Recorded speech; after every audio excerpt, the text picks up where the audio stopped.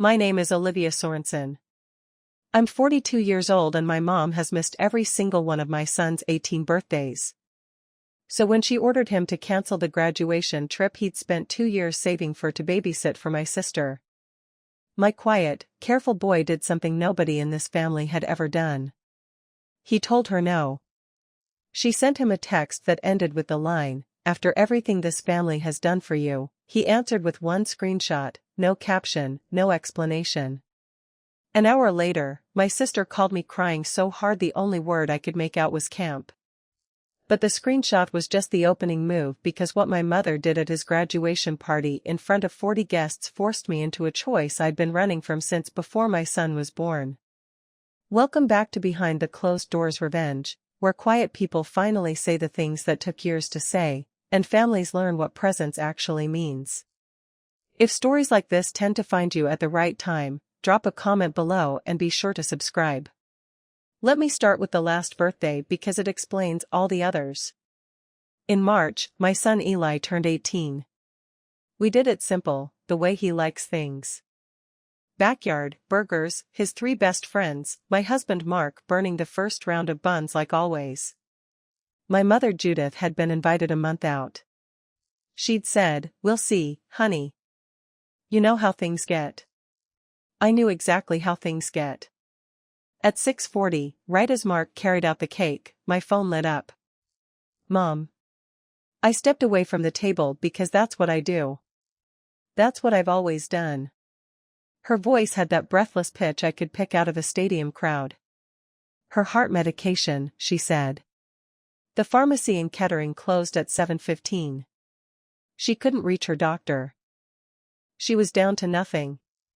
Could I come? I'm a pediatric nurse. I've spent 17 years learning what an emergency sounds like. And still, when it's your own mother saying the word heart, the training loses to the umbilical cord every time. I drove 12 minutes to her pharmacy, picked up the bag, drove it to her house, and got back to my own backyard at 8. The candles had been blown out. The wish had been wished. Eli was scraping frosting off the pan with a plastic fork, and he smiled at me and said, "It's fine, Mom. It always is." Here's the part one didn't tell anyone that night.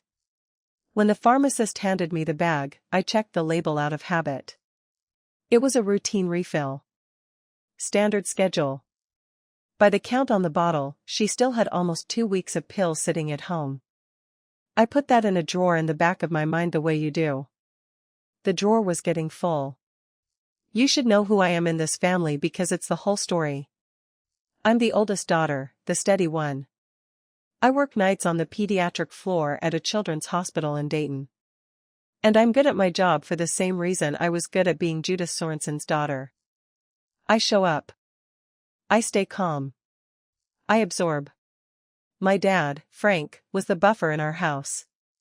He pinned road maps to the garage wall and made my mother laugh and quietly smoothed the edges off her moods. 6 years ago, a stroke took him in an afternoon. And after the funeral, something in Mom reorganized itself. Every piece of family news started flowing through her. Every plan, every invitation, every version of every event. And the emergencies started, small ones, big ones, always urgent, always somehow landing on me because my sister Renee lived an hour away with babies and I was the nurse 12 minutes down the road. I want to be fair. I'm not telling you about a monster. I'm telling you about the most competent woman I've ever known. A woman who ran a school front office for 30 years who can still ice a cake from memory. But there was a sentence she used and she'd been using it my whole life. The first time I remember I was 25, a new mom, begging off one Christmas because I'd worked 3 night shifts back to back. She went quiet on the phone and then she said it soft as a hymn. "After everything this family has done for you, I drove up that Christmas. I drove up every Christmas." It took me 17 more years and one screenshot to understand what that sentence actually was. Not love, an invoice. Now, let me tell you about the trip so you understand what my mother was actually asking him to cancel. Eli has worked at Hartman's Hardware since he was 16. Registers, stockroom, Saturday mornings unloading mulch in the rain. He kept a folder on his desk labeled June. And inside it 2 years of planning. He and 3 friends were going to spend 9 days on the trails at Grayson Highlands in Virginia, June 12th through the 20th. He'd saved $1,900 of his own money. He'd budgeted food to the granola bar. On the inside of his bedroom door hung a trail map with the whole route highlighted in yellow, dates written down the side in Sharpie, and at the bottom in his blocky handwriting, Day 9, Mount Rogers. There was more writing on it than a hike. Eli was a finalist for the Halverson Scholarship, the one the Regional Manufacturers Association gives out, the one that would cover the tuition gap at Purdue that our savings couldn't. The final interview was scheduled for June 24th, 4 days after he got back. His counselor told him the panel always asks the same core question. Tell us about something you planned yourself and carried out start to finish. My son had been building his answer since 10th grade, and the answer had a yellow line running through it. Everybody in the family knew about the trip. Mark checked the weather for Virginia like it was a second job. Renee's kids called it Eli's Mountain. My mother was the only person who never asked about it. Not the route, not the friends, not one question in 2 years. I thought she just wasn't interested. It hadn't occurred to me yet that she'd been interested the entire time, the way a chess player is interested in your queen. Then there's my sister. Renee is 38, 4 years younger than me, and she lives in Columbus about 70 minutes east with her 2 kids. Maddie is 6, Sam is 3. Her divorce went final a year and a half ago, and her ex moved to Tampa, which means his weekends with the kids happen mostly in theory. She works at an insurance office, and this spring she got the kind of chance single moms pray for.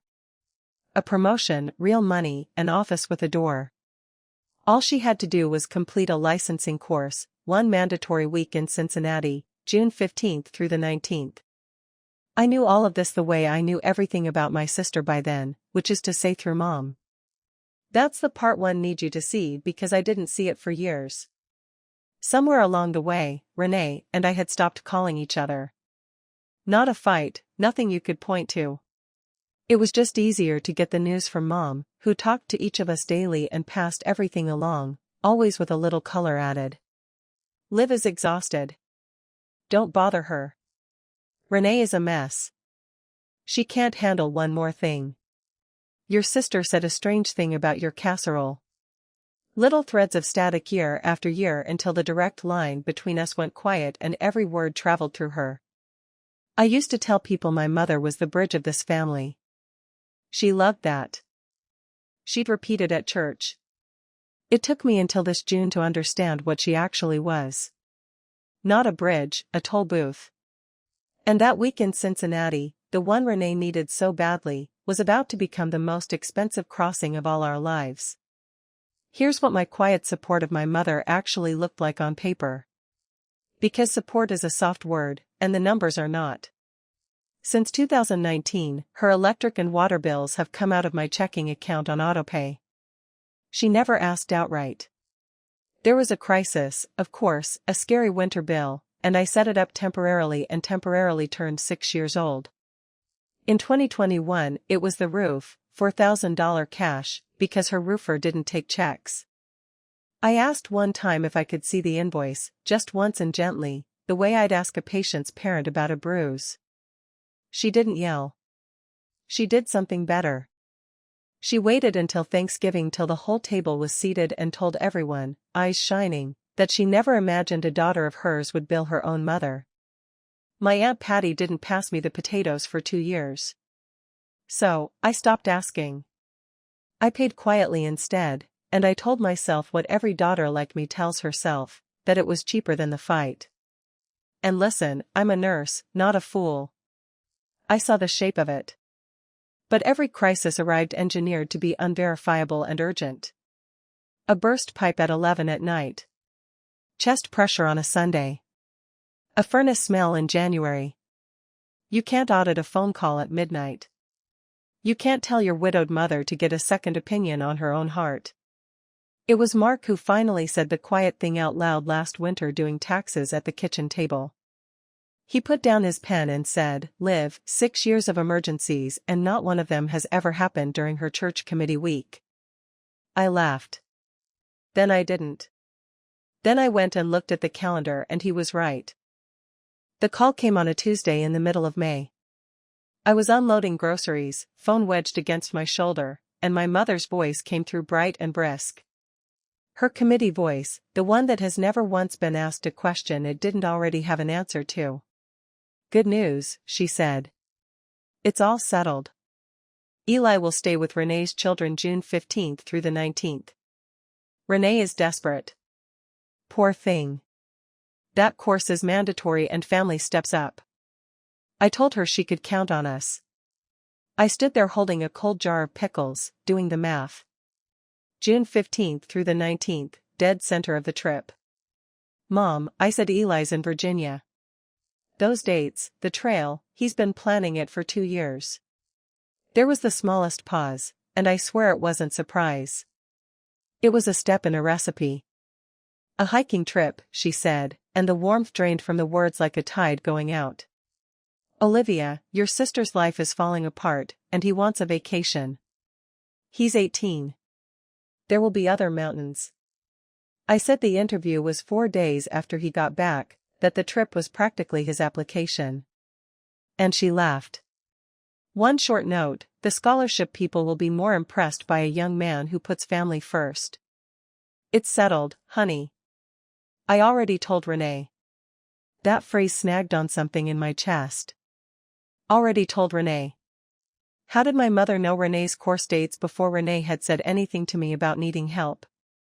I turned around to put the pickles down, and that's when I saw Eli in the kitchen doorway, still in his orange Hartman's vest, car keys in his hand, and I could tell by his face that he'd heard every word.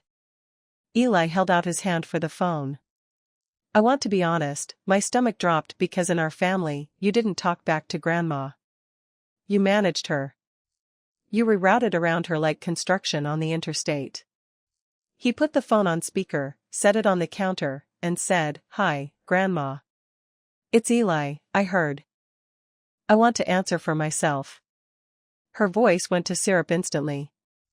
"Sweetheart, big boy now. Family needs you." He let her finish. Then he said, calm as a scale, "Grandma, I leave June 12th. I planned this for 2 years and I paid for it myself and my scholarship interview is on the 24th. I can help Aunt Renee another week. Any other week. But the answer for that week is no." Silence. "I'm sorry," he added, "but it's still no. I want you to understand what that sentence was in our house. I was 42 years old and I had never said it. Not once. Not clean like that. Without an excuse attached, without a doctor's note from life. My son said no. The way you'd read a street sign, like it was simply information about the world." The silence on the counter stretched so long I thought the call had dropped. When my mother finally spoke, her voice wasn't angry. It was pleasant. It was pressed and folded like a church dress. "I see," she said. "Well, I hope the mountain is worth it to you, Eli." And she hung up. Mark found me staring at the phone and asked what happened. And I heard myself say, my mother didn't argue. He didn't get it. He hadn't grown up in her weather. In 20 years, I had never once heard Judith Sorensen not argue. That's how I knew this was war. It took about 48 hours for the artillery to open up. It never comes from her directly. You understand? That's not how she works. It comes from the choir. Aunt Patty called first, my mother's younger sister, who has never in my hearing started a sentence with hello. "I just think it's sad," she began, "that a boy would abandon 2 babies for a camping trip. Your mother is beside herself," she cried through the whole 11 o'clock service. Then came the church ladies. Then a cousin in Indiana I hear from at funerals who texted, "Wow, selfish much with a period on it like a nail." By the weekend, the story had a shape, and the shape was this. Renee, the brave single mother, had begged for help. Eli, the pampered prince, had volunteered and then abandoned her babies to go play in the woods, and I, who had apparently raised him to worship himself, was letting it happen. I knew the machine was running because the story arrived everywhere at once, fully formed, the same phrases in different mouths. Abandon the babies. After everything, I did what I always do, which is nothing loud. I corrected facts in a level voice. I said that's not what happened. Approximately 40 times into approximately 11 phone calls. It's like bailing a lake. But here is the detail that kept me up that week. Staring at the ceiling fan. In all that noise from all those directions, one phone never rang. Renee, my sister, the person at the actual center of the actual problem, the one whose kids supposedly stood abandoned, had not called me once. In our family, silence was never peace. Silence was the sound of someone being loaded like a weapon. She called on Sunday night and she skipped hello, too. I need you to explain your son to me, Renee said, and her voice had a wobble in it that was half fury, half hurt. Because I don't recognize this kid. You don't do that. You don't volunteer and then dump somebody's children a month out. Everything in me stopped. Renee, back up. Volunteered. Oh, don't. She snapped. Mom told me weeks ago. She said Eli heard about my course and offered on his own and she was so proud of him and I built everything around it live. I turned down the spot my coworker found because I had family. And now a month before he decides a hike matters more than my kids. I stood in my dark kitchen with my heart going like a triage monitor, sorting what I knew. Eli had first heard about that week from my phone call in this kitchen. I'd watched him hear it. There was no version where he'd offered anything to anyone weeks ago. Somebody had built my sister a story beam by beam and then handed her the match. Renee, I said slow. Who told you Eli volunteered? Walk me through it. Exact words. Why are you being weird? Mom told me. Why would she? And then Renee stopped and the line went so quiet. I could hear Sam's cartoon in the background. When she spoke again, the fury had a crack in it. Liv, he didn't volunteer. He found out the same minute I did. We sat in that silence together, 70 miles apart. Somebody had told my sister a story. And standing in the dark, I started wondering for the first time in my life how many of the stories I'd been handed had come off the same shelf. I did what I do at work when a chart doesn't add up. I stopped arguing with the chart and started checking the machines. Okay, I said. Forget whose fault. Let's solve the actual week. What if I pay half for a sitter or a day camp? There's got to be a summer program with room. Renee made a sound that was almost a laugh. You think I didn't try camp, Liv? I had camp. Little Pines, 6 blocks from my house. I registered in February. Paid the deposit. Maddie had a shirt. In April, they called to confirm my cancellation. My cancellation. I never canceled anything. They said the spot was released and the summer was full. Waitlist only. I begged. I cried in the parking lot. Nothing. The back of my neck went cold one vertebrae at a time. You never told me that.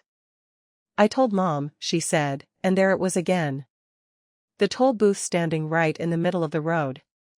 She said these things happen. Computers, overworked staff. She said it was a sign I was taking on too much and maybe the promotion wasn't meant to be. I asked the nurse question. Renee, did they refund your deposit? Papers shuffled. A long pause, her breath changing as she scrolled her banking app. There's a credit in April. $85. I never noticed. That whole month was daycare bills and the lawyer. Somebody had cancelled my sister's child care in her name in April, 2 months before a crisis that hadn't happened yet. I didn't say the thought out loud. It was too big and it had my mother's handwriting all over it. And I had no proof of anything except a cold neck and $85. Liv, Renee said, why do you sound like that? While I was quietly checking machines, my mother went to see my son at work. Tuesday afternoon, Hartman's hardware register, 2. Dale Hartman told me most of it later, and Eli filled in the rest, even voiced like a witness who'd already made peace with testifying. She came in wearing her good blue cardigan and bought a single sponge. And then she stood at his register with a line forming and began the recital. Who paid for his summer camp when he was 8? Who knitted the hat he wore in that photo everyone loves? Who drove through snow? It's always snow in the recital. When he had croup, which for the record was me, but details have never survived contact with my mother's memory. Her voice never rose. It's a lovely voice. It just kept coming, item after item, like a receipt printing. And every item ended the same way with her hand flat on the counter and the same words. Family is the only thing that will ever catch you, Eli. After everything this family has done for you, my son, bless him, bagged her sponge. He said, I know, Grandma, and I'll show up for family my whole life. I'll help Aunt Renee any other week she needs. Just not that week. She looked at him. Dale said, the way you'd look at a vending machine that ate your dollar. Then Dale walked over friendly as Sunday and said, Judith, good to see you. We've got a line. And she smiled at everyone and left. That night, Eli came into the kitchen while I was packing my work bag. He stood there a minute and then he asked quiet. Mom, has Grandma ever had an emergency that turned out to be nothing? And I realized with a feeling like missing a stare that my son wasn't asking a question, he was checking his math. If you've ever sat in your car outside your own mother's house doing slow math on 20 years of emergencies, I need you to hear the next part of this story. And do me a favor. Tell me in the comments when you first noticed the pattern in your family, because somebody reading tonight thinks they're the only one and they need to see your comment more than you know. Alright, back to that week, because that's when the stakes stopped being about a hike. Thursday, the letter came confirming Eli's interview slot. June 24th, 9 in the morning, 3rd floor of the Halverson building downtown. His counselor, Mrs. Okafor, called me to make sure we understood what finalist meant. 11 kids left, she said, for 3 awards. Full tuition gap, 4 years renewable. And then she said the thing I already knew. The panel's favorite question is follow-through. They want a project the student planned and finished on their own. Eli's essay was the trip, Olivia. The budget spreadsheets, the route cards, 2 years of it. If the trip doesn't happen, he's presenting a plan he abandoned. So there it was. Cancel the trip and he wouldn't just lose 9 days on a mountain. He'd sit in front of that panel with his story amputated. That same night, Mark came in from the garage with his jaw set funny and told me he'd run into Renee's former mother-in-law at the supply house of all places. Sweet woman, still close to Renee, still takes the kids some weekends. She'd been planning to cover part of that June week, she told Mark, until Judith called her in April. Called to thank her warmly and let her know Renee had it all arranged. Family had stepped up. She was off the hook. She'd thought it was strange, she told Mark, since Renee never mentioned it. April again. Everything traced back to April 2nd, months before the crisis, like frost lines around a leak. I stood at the sink washing the same pan until the water ran cold and I thought someone has been gardening this emergency since spring. The next morning, Eli found a plain white envelope tucked under the windshield wiper of his truck at Hartman's. No stamp. No name. Inside was a photocopy of the trail map from his bedroom door, with the dates circled in red and one sentence written across: Mount Rogers, mountains don't remember who raised you. Family does. For the first time, Mark wanted cameras. Dale pulled the store footage and found a woman in a blue cardigan crossing the lot 20 minutes before Eli's shift ended. The image was grainy, but none of us needed facial recognition. Judith owned one blue cardigan and wore it whenever she wanted to look harmless. Eli folded the paper once, very precisely, and said, she came into my room. That was the moment the argument stopped being about babysitting. My mother had entered our home, copied his private plan, and turned his dream into a warning. That Friday, she came to our house unannounced to talk some sense. I made coffee because my hands needed a job. she didn't drink hers.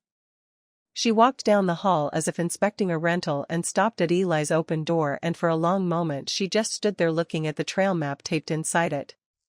9 days of yellow highlighter, dates down the margin in Sharpie, his blocky letters at the bottom.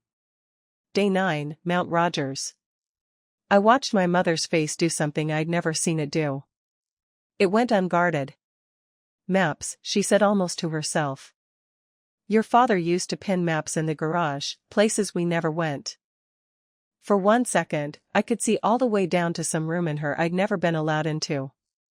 Then the shade came down and she did something odd. She raised her phone and took a picture of the map. 1 crisp click, then turned and told me the coffee was too strong and left. I stood in the hallway wondering what a 67-year-old woman wanted with a photograph of her grandson's hiking route. I found out later she'd been showing it around church and the cousins like an exhibit. 9 whole days for strangers on a mountain. Look, it's in yellow. And not 1 afternoon for his own blood. Evidence for the choir. But that night, something else happened. And this is the part everything after hangs on. At 9:47, the family group chat, the one labeled cousins, pinged once. A message from Mom. And then before I could reach my phone on the charger, it was gone. Deleted 90 seconds, maybe less, alive in the world. I saw the notification and then a gray line that said, this message was removed. And I thought, wrong chat. She's texting about somebody's potluck. Nobody in the family saw what it said. That's what I believed for the next 3 weeks. But one person in my house sleeps with his phone on his chest. The following week, she raised the stakes the old way. 11 at night. My phone buzzing on the nightstand, her voice small and frightened in a way that grabs you by the spine. Pressure in her chest, a tingle down her arm. I'm a nurse. I know exactly what those words are worth at 11 at night from a 67-year-old widow. And I know exactly what they cost me every time they turn out to be weather. You go anyway. You always go anyway because the one night you don't is the night it's real. And I would not survive being wrong. So I drove the 12 minutes and we spent the night in the emergency department at Kettering and they ran the blood work and the EKG and everything came back clean as new snow.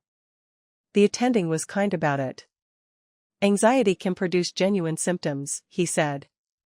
And he's right. It can.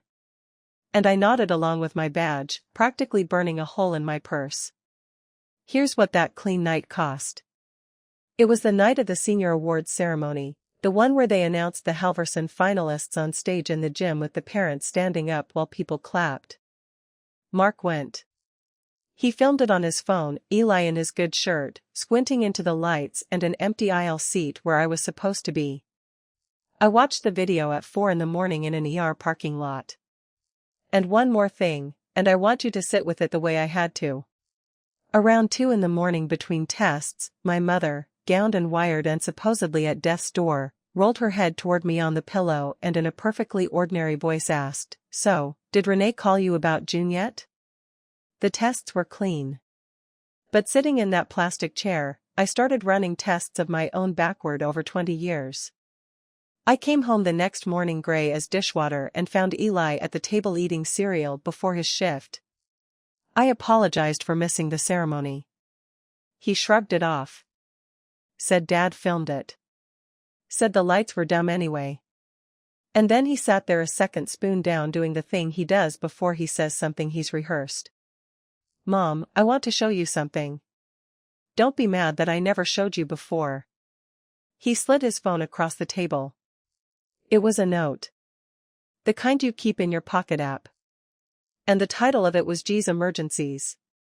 It had been started 4 years ago when he was 14. 18 lines, one for every birthday of his life, researched backward with dates. My careful spreadsheet boy, and next to each one, the crisis that had swallowed it. Age 10, the flooded kitchen, and a note. Asked Mr. Beckett next door. He never saw a plumber's truck. Age 16, the water heater and a note. No permit, no receipt. Heater looks original. Age 18, this March, the prescription run, and a note. Heard mom tell dad the bottle had 12 days left. I read it twice. My hands were not entirely steady, and my son watched me read it with the particular gentleness of a kid who has already cried about a thing you're only now discovering. I'm not mad at her, he said. I stopped expecting her a long time ago. I made the list so I'd stop wondering if it was me. I looked at my 18-year-old across a cereal bowl and understood that he had known my mother longer than I had. He'd only needed 14 years to see her. I'd been inside the aquarium my whole life, explaining that the water was normal. Okay, I said. You're not the only one keeping notes now. He almost smiled. There was one thing he still wasn't showing me. I could feel it. I called Renee directly the next night. No switchboard. And I came with logistics because love and our family had always needed a cargo manifest. Here's my offer. Wednesday afternoon, I'm off. I drive to Columbus, pick up Maddie and Sam. They stay here through Sunday.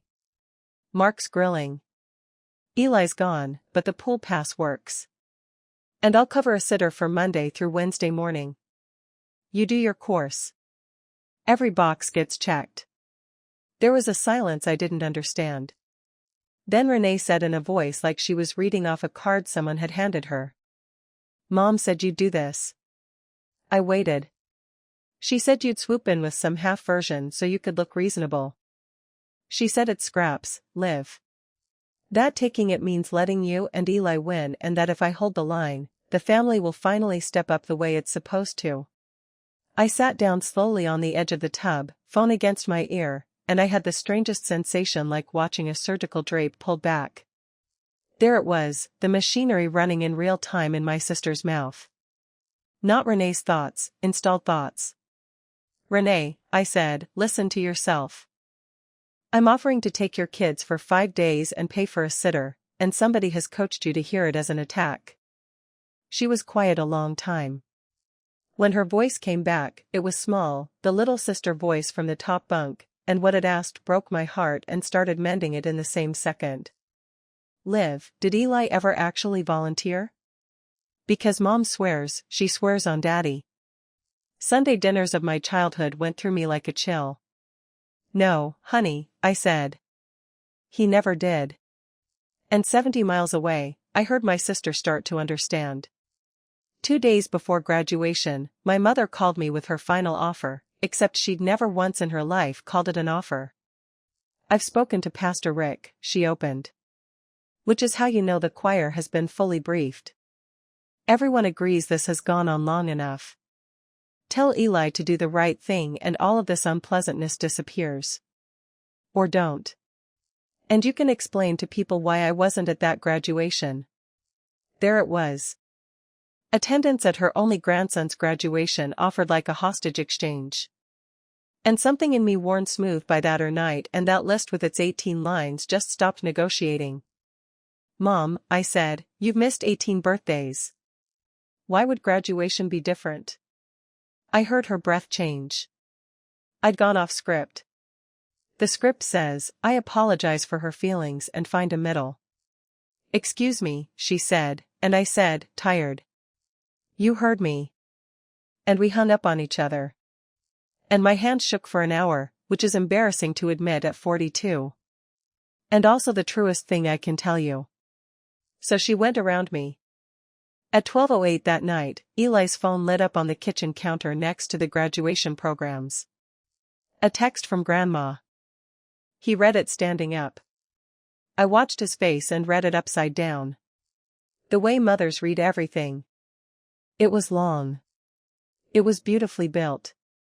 I'll give her that. Gilt with load-bearing walls. His dead grandfather in it. My nursing shifts in it. Renee's babies in it. And it ended, of course, the way everything in our family ends.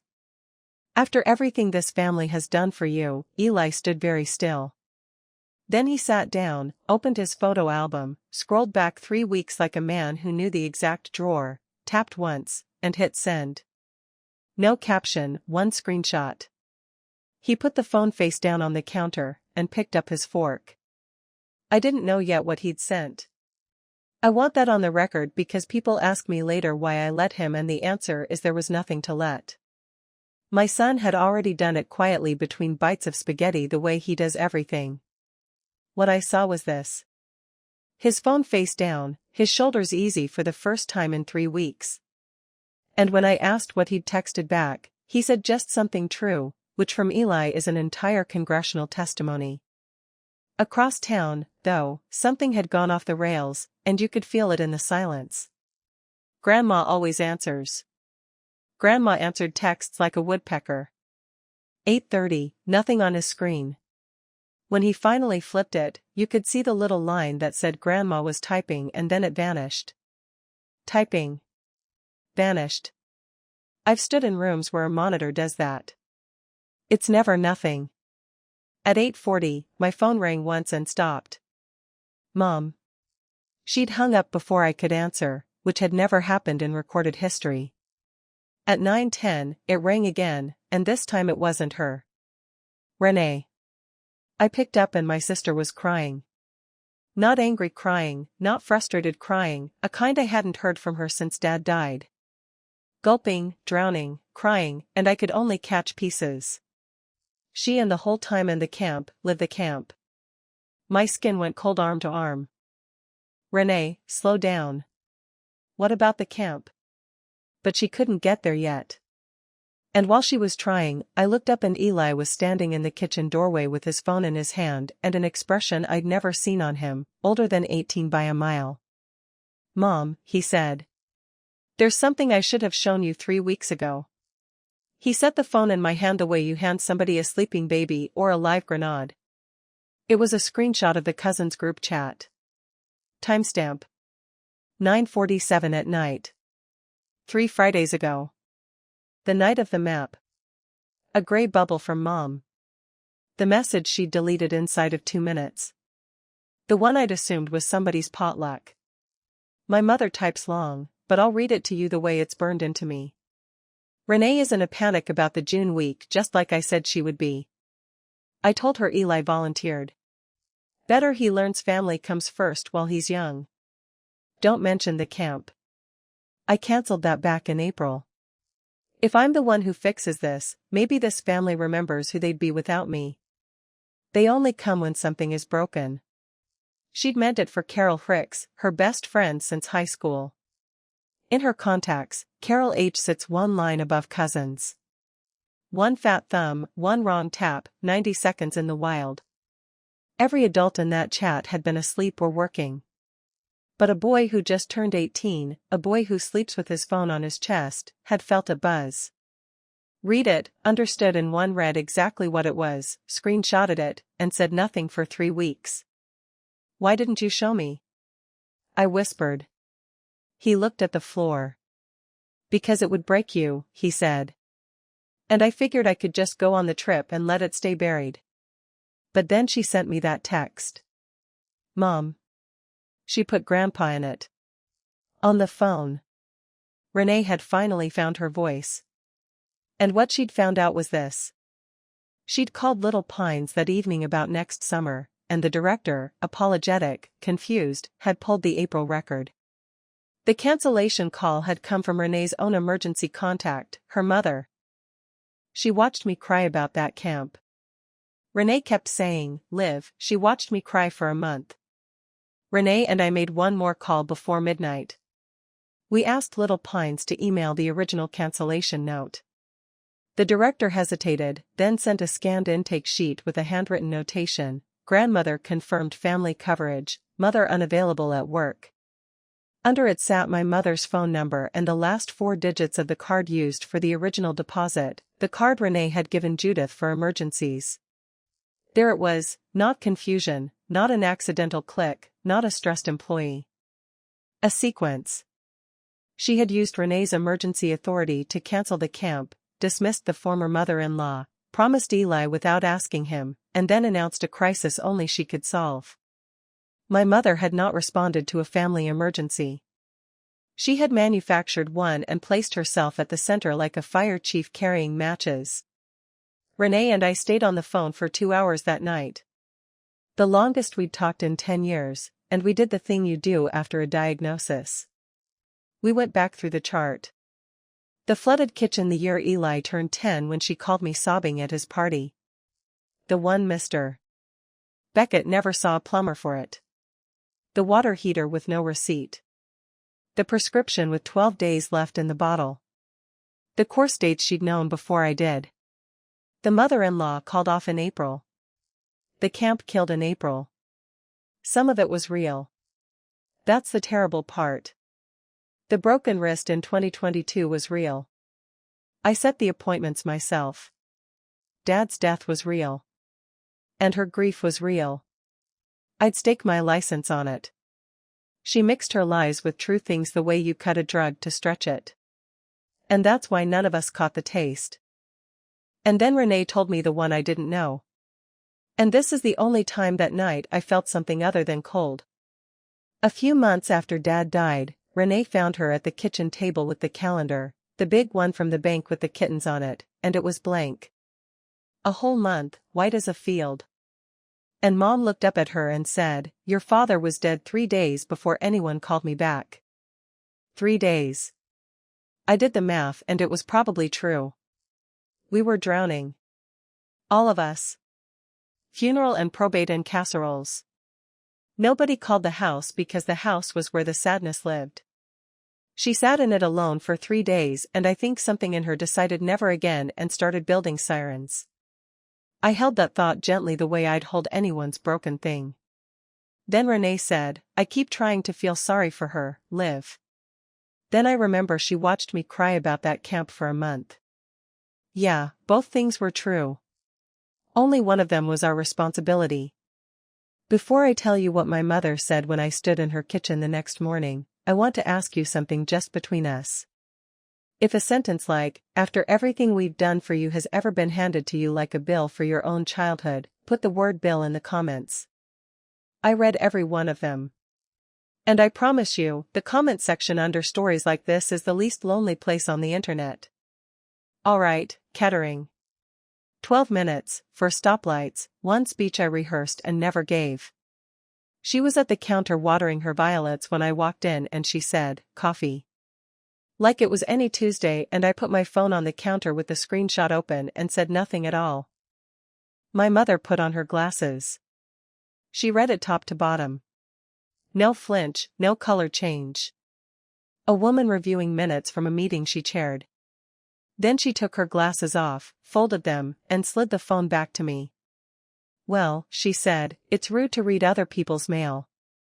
That was the apology portion of the morning.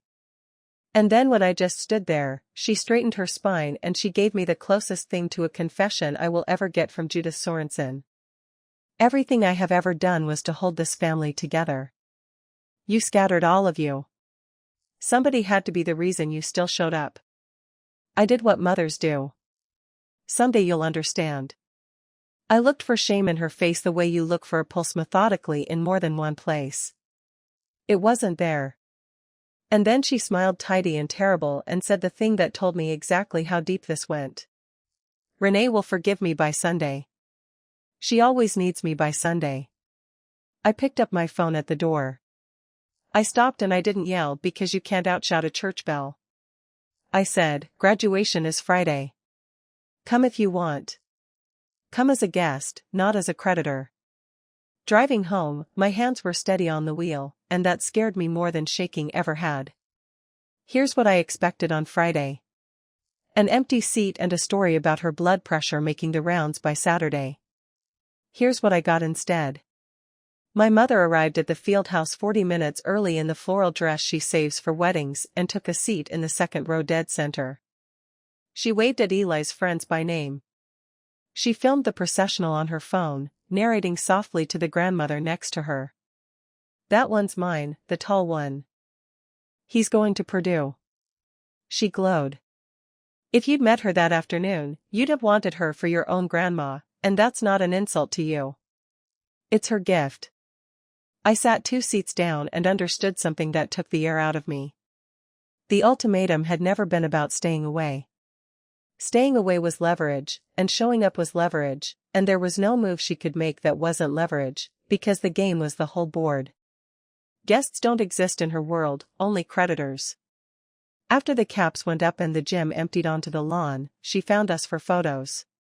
She stepped into the frame next to Eli, hand ready for his shoulder.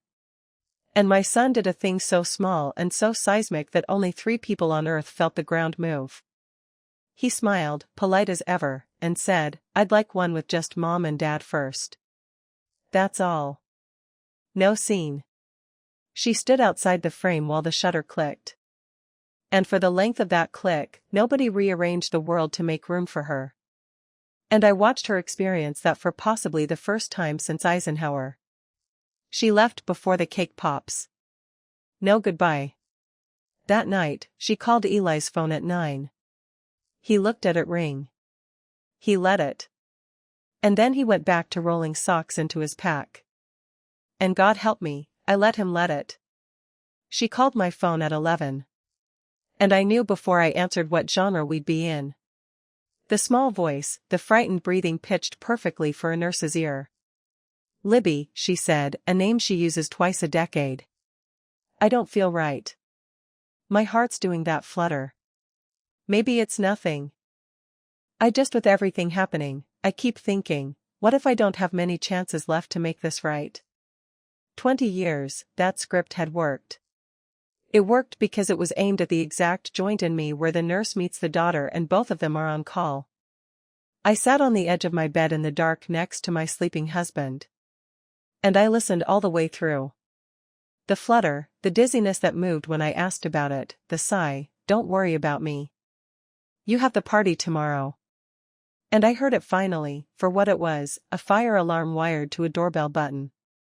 And I said the sentence I had never once in 42 years been able to say, "Mom, you are not in an emergency. You haven't been in one for years. And I'm not coming."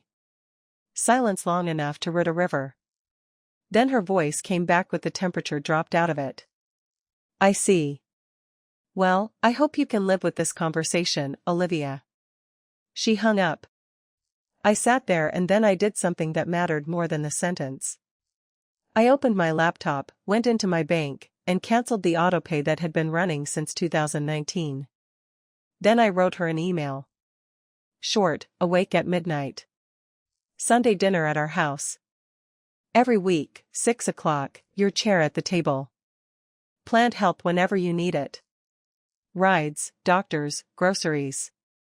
I will love you on a schedule for the rest of your life. The emergency line is closed. I hit send and the old contract, the one signed in guilt before I could walk, dissolved. She read it as a declaration of war. I know that now. Saturday proved it. The party was Saturday evening, our backyard, and it was everything an 18th birthday should have been. String lights Mark had finally hung straight after 3 tries. 2 folding tables borrowed from the church, which felt like irony. We could feed 40 people, give or take.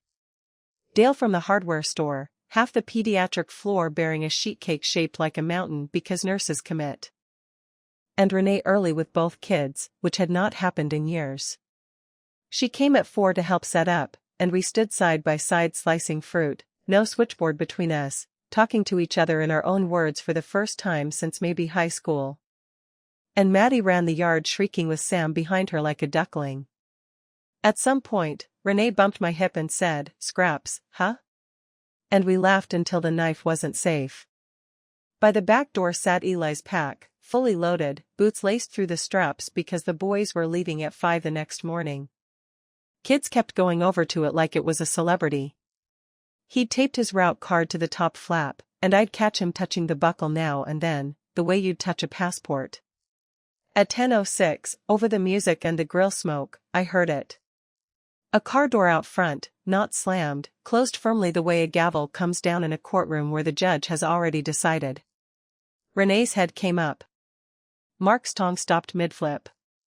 And around the side of the house came my mother in her Sunday best, carrying an enormous gift box wrapped in silver paper, big as a microwave, bow like a satellite dish, and wearing the smile I have spent my entire life learning to read the weather in. She worked the yard like a candidate. Hugs for the neighbors, compliments for the nurses. You girls are angels, I always say it. Candy from her purse for Maddie and Sam, and I watched my sister go rigid as her children took it, torn between manners and biology. The silver box got carried to the gift table with ceremony and set dead center, dwarfing everything, a monument among souvenirs. And then, before the burgers were even off the grill, came the sound I'd been bracing for since the car door. A spoon ringing against a glass. Ting ting ting. The yard hushed. My mother stood in the string lights, glass raised, lovely, silver-haired, and began. To my grandson, Eli, warm murmur, who worked so hard and grew so tall and got so smart. Paws sculpted like marble. And who leaves his family behind this summer? Oh, forgive me. Little laugh, hand to her chest, follows his dreams. That's what we're calling it now.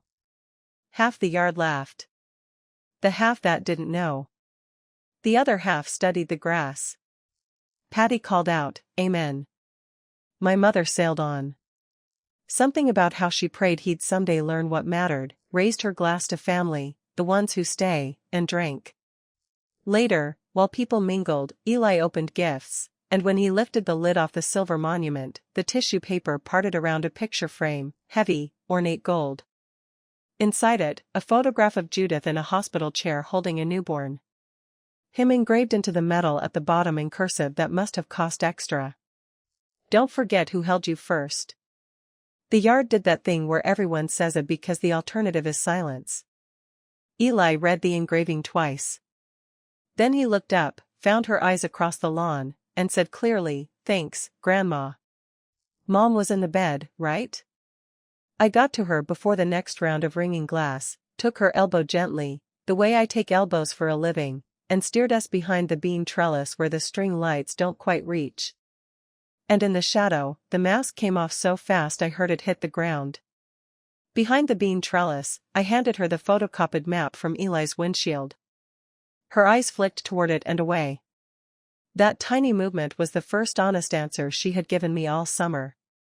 I asked whether she had entered our house during the birthday party in March, when coats and purses were piled by the hallway. She said a grandmother should not need permission to see her grandson's room. I asked whether a grandmother should need permission to copy his plans and threaten him with them. She called the sentence on the map advice. No, I said. Advice leaves room for a choice.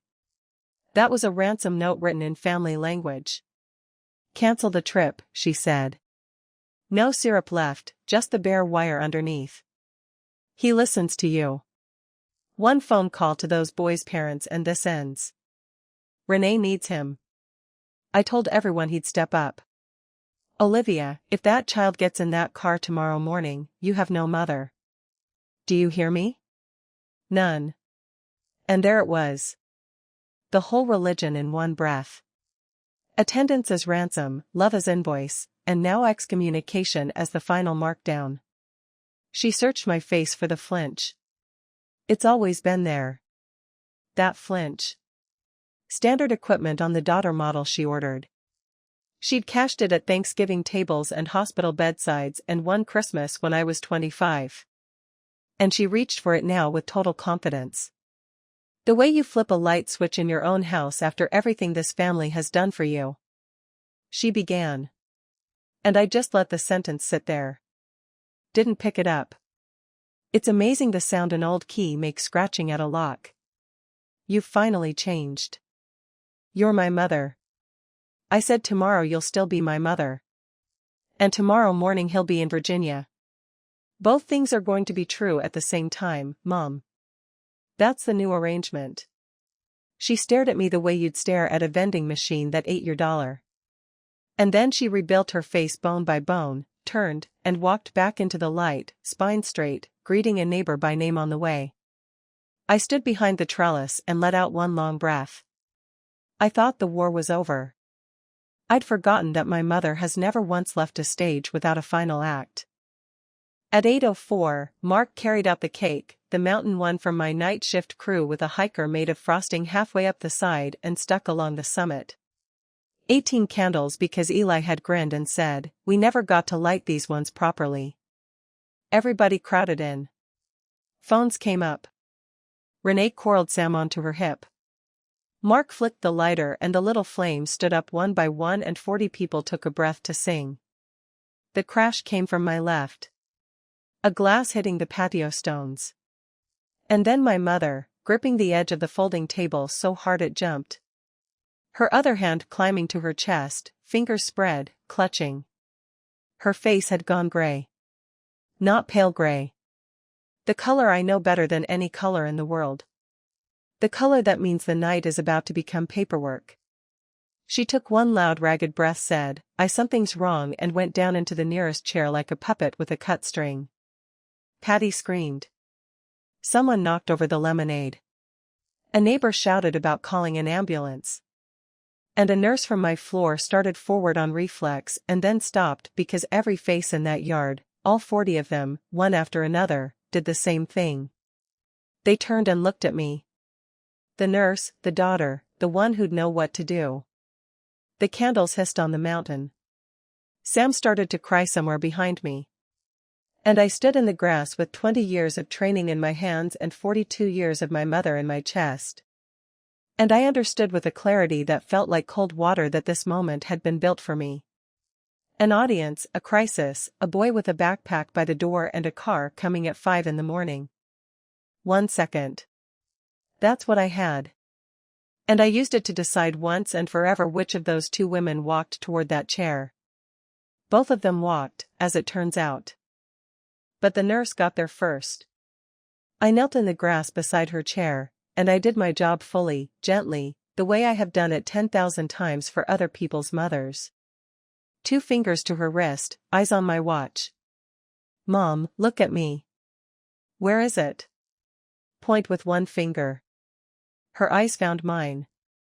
Wet and enormous. The yard held its breath around us. Her pulse tapped against my fingers, and I counted it the way you count when nothing else in the world exists. 84. Steady, strong as a metronome. Skin warm, dry, lips pink, breathing fast but even, and evening out further the longer I held her gaze. "Does it go down your arm?" She nodded. "Which arm?" A pause, a beat too long, and her hand drifted left. Then, when my expression didn't change, corrected right. The pain when I pressed where she pointed moved. Pain doesn't check the audience, friends. I've knelt next to real ones in parking lots and pews and a Cracker Barrel once, and real ones don't watch you like a card player. So, I leaned in close, so close only she could hear me over the candles guttering on that cake. And I said it softly, the voice I use for frightened children at 2 o'clock in the morning. "Here's what happens now, Mom. I will drive you to the emergency room myself right now, and I will sit with you all night like last month. And when the tests come back clean, you and I are done with emergencies forever. Sunday dinners, planned visits, real help, any week you name. I will love you for the rest of your life. But I will never answer a siren from you again. I know the difference between an emergency and a habit. So tell me, and whatever you tell me, I'm going to believe you in front of all these people. Is this an emergency?" The string lights ticked in the quiet. 40 people watched a woman kneel by her mother's chair and could not hear a word. And my mother looked at me for a long, long moment, and down at the bottom of her eyes. Underneath the performance, I saw something flicker that I choose to believe was respect. Caught red-handed, she patted my hand. She stood up, smoothed her dress, and announced to the yard in a voice you could have heard from the street, "Don't be dramatic, Olivia. I'm fine." She collected her purse from the gift table. And she walked out through the gate, past the cake, past the candles, past 40 silent guests, and for the first time in the history of our family, nobody ran after her. I stood up, brushed the grass off my knees, and heard my own voice say, "Steady. Okay, who wants cake?" My hands didn't start shaking until the 3rd slice. At 10 to 5 the next morning, the sky was still the color of a bruise healing, and my kitchen smelled like coffee and sunscreen. Eli came down the hall with his boots already on, quiet out of habit, though nobody was sleeping. Mark was pretending to check the weather. I was pretending I hadn't been up since 3. And then my son did the thing I didn't know I was waiting for. He opened his bedroom door, peeled the trail map off the inside of it, careful with the tape, folded it along its worn creases into a square, and zipped it into the top pocket of his pack. 2 years on that door. It looked strange, the bare rectangle left behind, like a picture taken down after a long marriage. He hugged Mark. He let me hold on one extra second. And at the door with headlights already swinging into our driveway and some other mother's minivan idling at the curb, he stopped. "You okay?" he said. "If she never comes back, you okay with that?" My son, 18 years old, boots on, mountain waiting, still running triage on everybody else on his way out the door. I told him the truest thing I had. I'm okay being your mother more than her daughter. Should have picked sooner. Go. He grinned, and it was Frank's grin. My dad handing it down through us like a map of his own. And then the van swallowed him and the tail lights went down our street and turned and the sound of it faded into birds. I stood on the porch in the cool air. My phone buzzed in my robe pocket and I flinched. Old reflex. Sirens die slow. It wasn't her. It was Renee. "Kids are up. We're coming for pancakes. Don't you dare make the mix kind." 9 days later, a minivan pulled up and a young man got out of it wearing my son's face. 3 shades browner, one scraped knee, some new way of standing. They'd made Mount Rogers on day 9 in fog and eaten crushed Pop-Tarts on the summit, and he talked at dinner. Actually, talked, arms going, and Mark and I sat there like people at a concert. On June 24th, he put on his good shirt and drove downtown to the 3rd floor of the Halverson building. And when the panel asked their famous question, "Tell us about something you planned and finished," he laid his route cards on the table. Budget sheets, resupply math, the wet boot contingency. Then one of the panelists, going off script, asked if anything had almost stopped him. Eli said, and he told me this in the car. Some people wanted me to cancel. Learning when no is the responsible answer. That was the hardest part of the project. 3 weeks into July, the envelope came. He read it on the porch, then handed it to me and studied the yard while I screamed enough for both of us. Tuition gap covered. 4 years renewable. My mother went silent for 6 weeks. No calls, no sirens, no choir. Patty tried to run the old play at me once. Your poor mother abandoned at a party. But it fell apart mid-sentence because Renee had gotten to her first with the screenshot and the Little Pines paperwork and had said in words I'd have paid money to hear.